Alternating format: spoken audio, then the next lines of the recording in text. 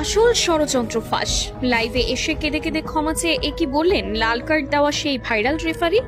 দর্শক, ফুটবল ইতিহাসের সবচেয়ে কলঙ্কজনক, ন্যাক্কারজনক এবং ভয়ঙ্কর এক সত্য আজ পুরো বিশ্বের সামনে উন্মোচিত হলো।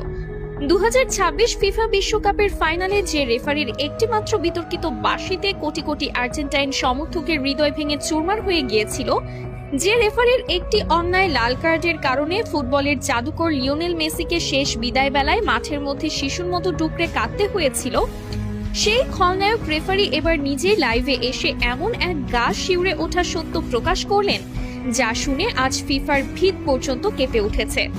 সুইজারল্যান্ডে অবস্থিত ফিফার সদর দপ্তর থেকে শুরু করে বুয়েন্স আইরেসের রাজপথ, সবখানে আজ যেন এক তীব্র ভূমিকম্প আঘাত হেনেছে। ম্যাচ শেষে চারিদিকে যখন তাকে নিয়ে সমালোচনার বিশাল ঝড় বইছে, যখন বিশ্বজুড়ে তাকে ফুটবল হত্যার দায়ে অভিযুক্ত করা হচ্ছে, ঠিক তখনই চরম অপরাধবোধ এবং মানসিক যন্ত্রণায় ভুগে সামাজিক যোগাযোগ মাধ্যমে লাইভে আসেন এই বিতর্কিত রেফারি। আর লাইভে এসে অঝরে কাঁদতে কাঁদতে তিনি পুরো ফুটবল বিশ্বের কাছে, বিশেষ করে লিওনেল মেসি এবং আর্জেন্টিনার কোটি কোটি মানুষের কাছে হাত জোর করে ক্ষমা চেয়েছেন। তার চোখ মুখ ছিল আতঙ্কে ভরা, চুলগুলো উস্কো খুস্কো এবং কণ্ঠ ছিল কান্নায় রুদ্ধ। তিনি যা বলেছেন তা কোনো সাধারণ ভুল বা আক্ষেপ নয়, বরং এটি ফুটবল ইতিহাসের সবচেয়ে বড়, সবচেয়ে ঘৃণ্য এক দুর্নীতির পরিষ্কার স্বীকারোক্তি। রেফারি সরাসরি ক্যামেরার দিকে তাকিয়ে বুক ফাটা কান্নার সাথে বলেন, আমাকে ক্ষমা করে দিন, আমি যা করেছি তার জন্য আমি সারা জীবন নরক যন্ত্রণা ভোগ করব, কিন্তু বিশ্বাস করুন আমি নিরুপায় ছিলাম। আমাকে ওপর থেকে কঠোর নির্দেশ দেওয়া ছিল যেভাবেই হোক স্পেনকে ম্যাচ জেতাতে হবে, আমি শুধু সেই নির্দেশ পালন করেছি মাত্র।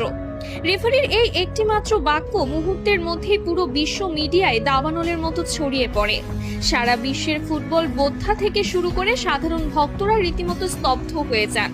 তিনি আরো ভয়ঙ্কর সব গোপন তথ্য ফাঁস করে বলেন, ম্যাচের আগের রাতেই আমার হোটেল রুমে থাকা ল্যান্ডলাইনে একটি গোপন কল আসে।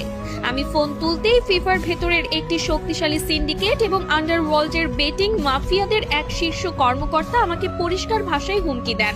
তিনি বলেন, যদি স্পেন এই ম্যাচ না জেতে তবে আমার রেফারিং ক্যারিয়ার চিরতরে শেষ করে দেওয়া হবে। শুধু তাই নয়, তারা আমার স্ত্রী এবং সন্তানদের ঠিকানার কথা হুবহু উল্লেখ করে তাদের জীবনের ওপরও বড়সড় ক্ষতি করার হুমকি দিয়েছিল। আমাকে পরিষ্কার ভাষায় বলা হয়েছিল, যদি তুমি কাল মাঠে আমাদের কথা মতো কাজ না করো তবে তোমার পরিবারের লাশও কেউ খুঁজে পাবে না। ইউরোপিয়ান ফুটবলের ওই কালো টাকার সিন্ডিকেট কোনোভাবেই মেনে নিতে পারছিল না যে লাতিন আমেরিকার একটি দল টানা 2 বার বিশ্বকাপ নিয়ে যাবে। আমাকে বলা